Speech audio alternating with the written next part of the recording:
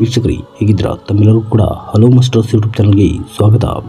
ಸ್ನೇಹಿತರೆ, ಪ್ರತಿಯೊಂದು ಮಗು ಕೂಡ ತನ್ನ ಬಾಲ್ಯದಲ್ಲಿ ಕನಸೊಂದನ್ನು ಕಾಣುತ್ತೆ, ನಾವು ದೊಡ್ಡವರಾದ ಮೇಲೆ ಏನು ಆಗಬೇಕೆಂದು.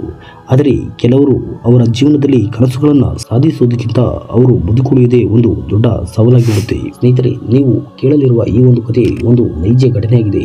ನಮಗೆ ಕೆಲ ದಿನಗಳ ಹಿಂದೆ ಬೆಂಗಳೂರಿನ ಹೃದಯ ಭಾಗದಲ್ಲಿ ನಮಗೆ ಒಬ್ಬ ಮಹಿಳೆ ಭೇಟಿಯಾಗ್ತಾಳೆ. ಅವಳ ಕತೆ ನಮ್ಮ ಮನಸ್ಸನ್ನು ತಲ್ಲಣಗೊಳ್ಳುವಂತೆ ಮಾಡಿಬಿಡುತ್ತೆ. ನಾವು ಅವಳ ಸಂರಕ್ಷತೆಗಾಗಿ ಅವಳ ನೈಜ ಹೆಸರನ್ನಾಗಲಿ ಅಥವಾ ಅವಳ ವಿಳಾಸವನ್ನಾಗಲಿ ಬಹಿರಂಗ ಪಡಿಸುತ್ತಿಲ್ಲ, ಆದರೆ ಅವಳ ಅನುಮತಿಯಿಂದ ಅವಳ ಜೀವನದ ಪಥವನ್ನು ನಿಮ್ಮ ಮುಂದೆ ಹಂಚಿಕೊಳ್ಳುತ್ತಿದ್ದೇವೆ. ಸ್ನೇಹಿತರೆ, ಇಂದು ನಾನು ಹೇಳಲಿರುವ ಕತೆ ಒಂದು ಹುಡುಗಿಯದ್ದು. ಆಕೆ ತನ್ನ 14-15ರ ಹರಿಯದಲ್ಲಿ ಜೀವನ ಅವಳನ್ನು ಹೇಗೆ ಕಠಿಣ ದಾರಿಯತ್ತ ತಳ್ಳಿತ್ತು ಎಂಬುದು ಒಂದು ರೋಚಕ ಕಥೆಯಾಗಿದೆ. ವೀಕ್ಷಕರೇ, ನಮ್ಮ ಜೀವನದಲ್ಲಿ ಕೆಲವೊಮ್ಮೆ ಕಷ್ಟಗಳು ಬಂದಾಗ ನಾವು ಯಾವುದಾದರೂ ಒಂದು ಕೆಲಸವನ್ನು ಕೈಗೆತ್ತಿಕೊಳ್ಳುತ್ತೇವೆ.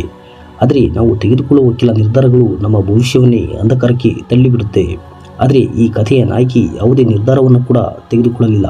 ಇಲ್ಲಿ ಜೀವನವೇ ಅವಳನ್ನು ಒಂದು ಕತ್ತಲೆಯ ದಾರಿಯತ್ತ ಎಸೆದುಬಿಡುತ್ತೆ.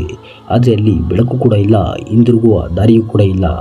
ಆದರೂ ಅವಳು ಆ ಕತ್ತಲೆಯ ಲೋಕದೊಳಗೆ ಬದುಕನ್ನು ಮುಂದುವರಿಸಬೇಕಾಯಿತು. ಇದು ಅವಳ ನೈಜ ಕಥೆಯಾಗಿದೆ. ವೀಕ್ಷಕರೇ, ನೀವಿನ್ನೂ ನಮ್ಮ ಚಾನಲ್ಗೆ ಹೊಸಬರಾಗಿದ್ದರೆ ಶೇರ್ ಮಾಡಿ, ಸಬ್ಸ್ಕ್ರೈಬ್ ಮಾಡಿ ಹಾಗೂ ಬೆಲ್ಲೈಕನ್ ಒತ್ತೋದು ಕೂಡ ಮರಿಬೇಡಿ.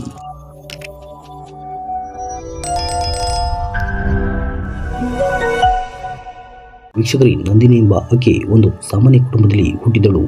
ಮನೆಯಲ್ಲಿ ಕಿತ್ತು ತಿನ್ನುವ ಬಡತನ, ದಿನಗೂಲಿ ಕೆಲಸ ಮಾಡುವ ತಾಯಂದಿರ ಕೈಯಲ್ಲಿ ಬರುವ ಹಣ ಮನೆಯ ಖರ್ಚಿಗೆ ಕಷ್ಟಕ್ಕೆ ಸರಿ ಹೋಗುತ್ತಿತ್ತು. ಆಕೆ 10ನೇ ತರಗತಿಯಲ್ಲಿ ಓದುತ್ತಿದ್ದಾಗ ಪಠ್ಯ ಪುಸ್ತಕ ಹಾಗೂ ಶಾಲಾ ಶುಲ್ಕ, ಬಟ್ಟೆ ಈ ಯಾವುದಕ್ಕೂ ಸಮರ್ಪಕವಾದ ಬೆಂಬಲ ಆಕೆಗೆ ಇರಲಿಲ್ಲ. ಇಂತಹ ಸಂದರ್ಭದಲ್ಲಿ ಆಕೆ ರೂಪಾ ಎಂಬ ಪರಿಚಿತರೊಡನೆ, ನಿಮ್ಮ ಜೊತೆ ನಾನು ಕೂಡ ಈವೆಂಟ್ಗಳಲ್ಲಿ ಸಪ್ಲೈಯರ್ ಆಗಿ ಕೆಲಸ ಮಾಡಲು ಬರುತ್ತೇನೆ, ನನ್ನನ್ನು ಕೂಡ ಕರೆದುಕೊಂಡು ಹೋಗಿ ಎಂದು ರೂಪಾ ಎಂಬ ಹೆಂಗಸಿನ ಬಳಿ ಕೇಳ್ತಾಳೆ. ನಂದಿನಿಯ ಮಾತಿಗೆ ಆ ರೂಪಾ ಕೂಡ ಒಪ್ಪಿ, ಸರಿ ನಾಳೆಯಿಂದ ನನ್ನ ಜೊತೆ ಬಾ ಎಂದು ಹೇಳ್ತಾಳೆ. ಆ ಹೆಂಗಸಿನ ಮಾತಿನಂತೆ ನಂದಿನಿ ಮರುದಿನ ಬೆಳಗ್ಗೆ ಎದ್ದು ಈವೆಂಟ್ಗೆಂದು ಹೊರಟು ಹೋಗ್ತಾಳೆ. ಕೆಲ ಕಾರ್ಯಕ್ರಮಗಳಲ್ಲಿ ನಂದಿನಿ ಕೆಲಸವನ್ನೇನೋ ಮಾಡ್ತಾಳೆ. ಆದರೆ ಕೆಲ ದಿನಗಳ ನಂತರ ಆ ಹೆಂಗಸು ಆಕೆಗೆ ಇಂದು ರಾತ್ರಿ ಈವೆಂಟ್ ಇದೆ, ಹೋಗೋಣ ಅಂತ ಹೇಳಿರ್ತಾಳೆ. ಅದಕ್ಕೆ ಆ ಯುವತಿ ಕೂಡ ಒಪ್ಪಿಗೆಯನ್ನ ನೀಡಿರ್ತಾಳೆ. ವೀಕ್ಷಕರೇ, ನಂದಿನಿ ಮಾಡ್ತಾ ಇದ್ದಂತಹ ಕೆಲಸದಿಂದ ಆದಾಯ ಕಡಿಮೆ ಇದ್ರೂ ಕೂಡ ತನ್ನ ಮನೆಗೆ ಸ್ವಲ್ಪ ನೆರವಾಗ್ತಾ ಇತ್ತು.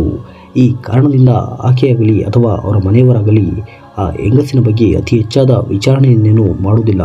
ಆದರೆ ಆ ಹೆಂಗಸು ನೋಡುವವರ ಕಣ್ಣಿಗೆ ಮಾತ್ರ ತಾನು ಒಳ್ಳೆಯ ರೀತಿಯ ಕೆಲಸವನ್ನ ಮಾಡ್ತಾ ಇದ್ದೀನಿ ಅಂತ ತೋರಿಸ್ಕೊಂಡಿರ್ತಾಳೆ. ಆದರೆ ಆಕೆ ಈ ಈವೆಂಟ್ಗಳಂತಹ ಕೆಲಸವನ್ನ ಮಾತ್ರ ಅಲ್ಲದೆ ಅಕ್ರಮ ವಹಿವಾಟಿನ ಕೆಲಸವನ್ನು ಕೂಡ ಮಾಡ್ತಾ ಇರ್ತಾಳೆ.